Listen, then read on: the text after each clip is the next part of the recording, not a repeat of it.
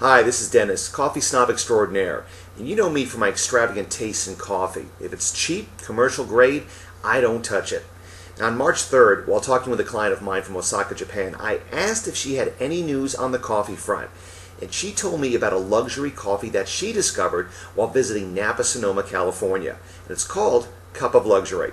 While staying at the Fairmont Sonoma Mission Inn, she asked a concierge for an excellent high-end coffee. Now, she was advised to contact Brian David Scott, the owner of Cup of Luxury. To her delight, she ordered in-room coffee catering for she and her husband, an executive at Toyota. Mr. Scott brought fresh roasted coffee, the name of which was simply decadent. As coffee aficionados, they sipped their way through what they called the most exquisite coffee they ever had. This made me super curious. So I contacted Cup of Luxury and had a terrific conversation with Mr. Scott. I had to order some coffee for myself, and 1 week later I sipped luxury coffee for the very first time. Ladies and gentlemen, I can testify, there is no greater coffee on earth. If you appreciate luxury and lifestyle, love coffee, Cup of Luxury is the ultimate.